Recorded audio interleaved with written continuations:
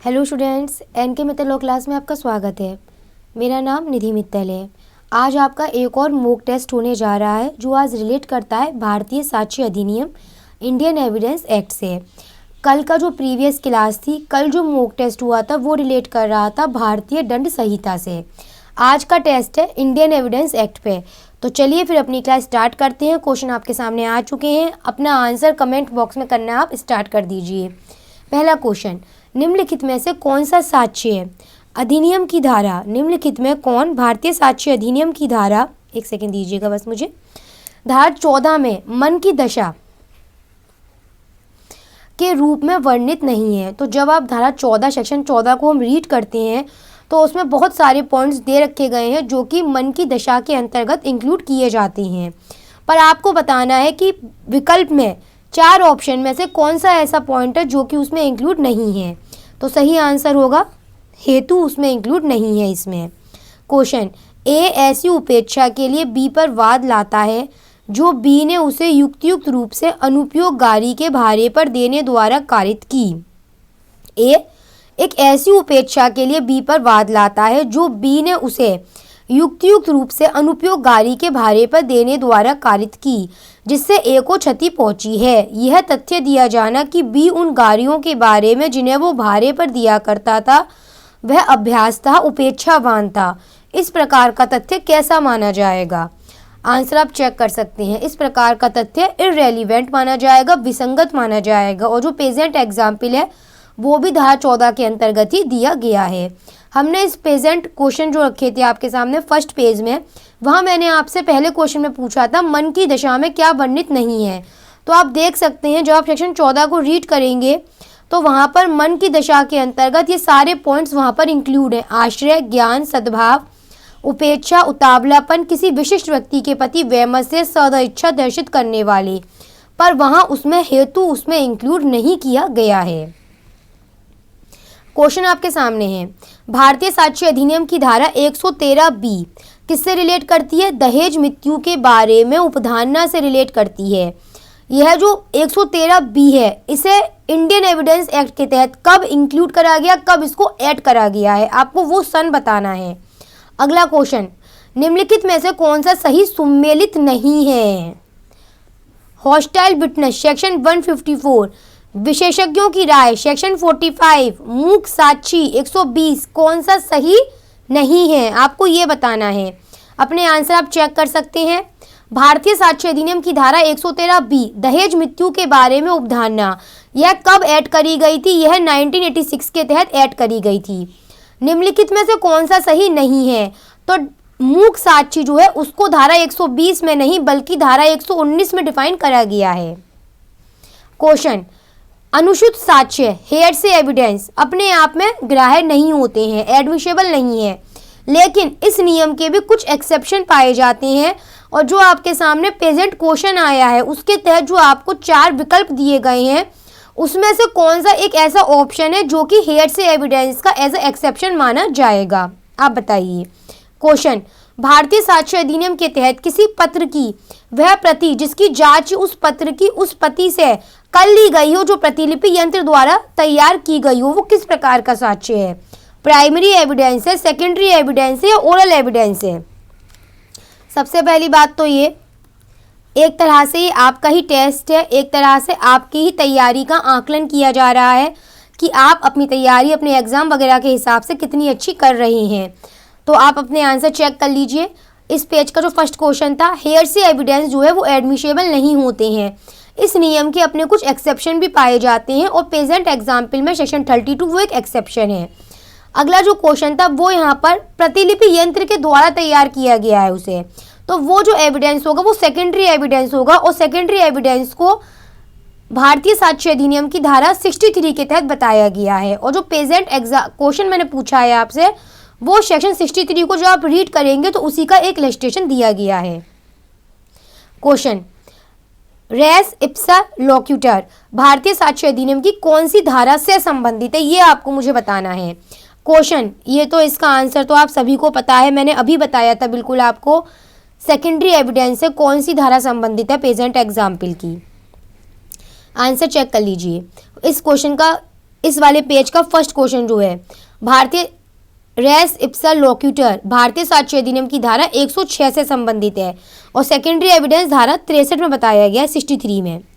Question, भारतीय साक्ष्य अधिनियम की धारा 122 देखिए क्लियर पूछा गया है, जो प्रिविलेज्ड है 122 के अंतर्गत वो किन को दिया जाएगा, न्यायाधीश और मजिस्ट्रेट को, पति पत्नी को, वकील को, या इनमें से किसी को भी नहीं। आंसर बताइए।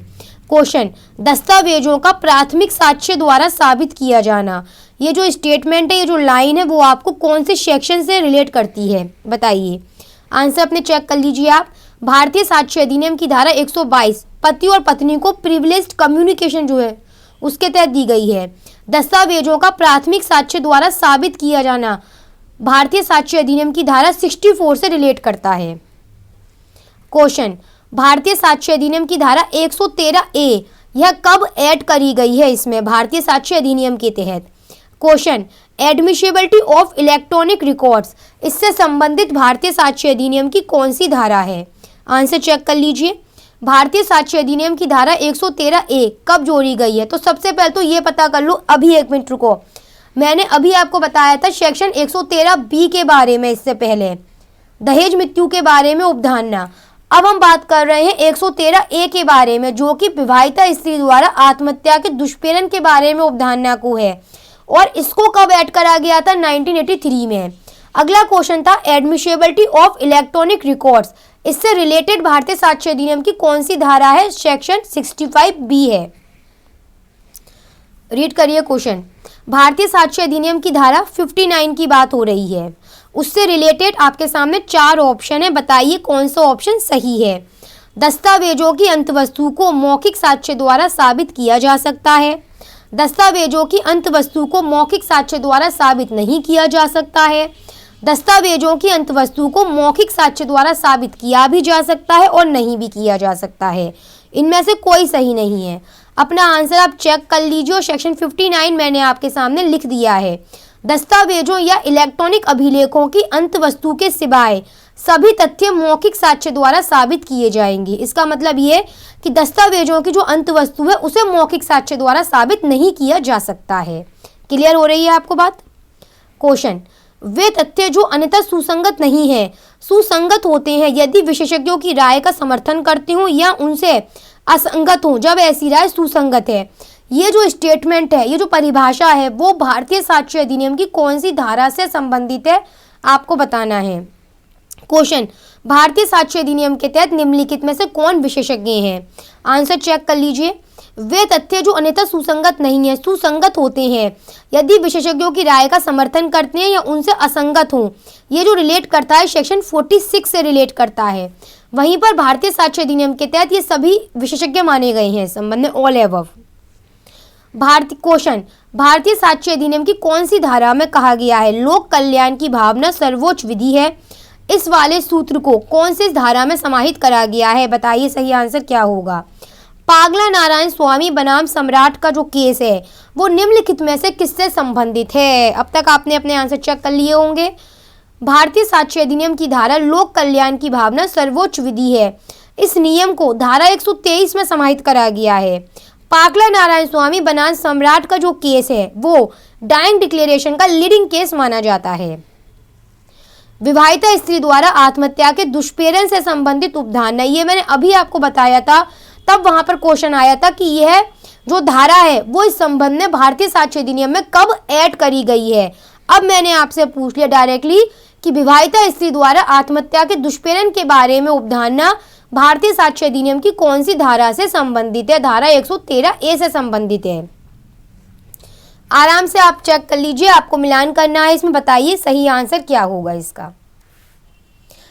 हेतु तैयारी और पूर्व का या पश्चात का आंसर, पश्चात का आचरण कौन सी धारा से संबंधित है। एक ही संव्यवहार के भाग होने वाले तथ्यों की सुसंगति कौन सी धारा से संबंधित है। सुसंगत तथ्यों का स्पष्टीकरण या पुनः स्थापना के लिए आवश्यक तथ्य है कौन सी धारा से संबंधित है। वह तथ्य जो विवादित तथ्यों के प्रसंग हेतु या परिणाम है। अपना सही आंसर आप चेक कर लीजिए, टाइम लीजिए इस वाले क्वेश्चन के तहत आप अपना आंसर आप चेक कर सकते हैं। संबंध है हेतु तैयारी और पूर्व का या पश्चात का आचरण धारा 8 से संबंधित है। एक ही संव्यवहार के भाग होने वाले तथ्यों की सुसंगति धारा 6 संबंधित है। सुसंगत तथ्यों का स्पष्टीकरण या पुनः स्थापना के लिए आवश्यक तथ्य धारा 9 से संबंधित है। वे तथ्य जो विवादक तथ्यों के प्रसंग हेतु परिणाम है धारा 7 से संबंधित है। क्वेश्चन, उत्तरजीविता की अवधारणा भारतीय साक्ष्य अधिनियम की कौन सी धारा से संबंधित है, बताइए। क्वेश्चन, ए और बी को सी की हत्या के लिए संयुक्तः विचारित किया जा रहा है। यह साबित कर दिया जाता है कि ए ने कहा कि बी और ए ने सी की हत्या करी है। भारतीय साक्ष्य अधिनियम की कौन सी धारा से संबंधित है? आंसर चेक कर लीजिए। उत्तरजीविता की अवधारणा भारतीय साक्ष्य अधिनियम की धारा 107 से रिलेट करती है और वहीं पर ए और बी को सी की हत्या के लिए, ये इसका देखिए मेन एसेंशियल था, इसीलिए मैंने क्वेश्चन में भी इसको हाईलाइट कर दिया था। ये इसका मेन एसेंशियल है। ए और बी को सी की हत्या के लिए जॉइंटली संयुक्तः विचारित किया जा रहा है। यह साबित किया जाता है कि ए ने कहा है कि बी और मैंने मतलब ए ने सी की हत्या करी है। भारतीय साक्ष्य अधिनियम की कौन सी धारा से संबंधित है? धारा 30 से संबंधित है। किसी व्यक्ति को मरा हुआ माना जाएगा यदि उसके बारे में कब तक नहीं सुना गया होगा। अगला क्वेश्चन, भारतीय साक्ष्य अधिनियम के तहत मूक साक्षी द्वारा दिया गया साक्ष्य क्या माना जाता है? तो इससे रिलेटेड क्वेश्चन अभी आपके सामने आया था इस क्लास में, जिसमें मैंने पूछा था आपसे कौन सा सही सुमेलित नहीं है, तो उसमें लिखा हुआ था मूक साक्षी 120 में, जबकि हमने बताया था कि मूक साक्षी जो है उसे धारा 119 में बताया गया है। अब आपसे पूछा गया है कि मूक साक्षी द्वारा दिया गया साक्ष्य कैसा माना जाता है? मौखिक साक्ष्य माना जाता है। किसी व्यक्ति को मरा हुआ माना जाएगा अगर उसके बारे में 7 वर्ष से नहीं सुना गया है। तो चलिए फिर इसी के साथ अपनी क्लास कंप्लीट करते हैं। उम्मीद करते हैं क्लास आपके लिए बेनिफिशियल रही होगी।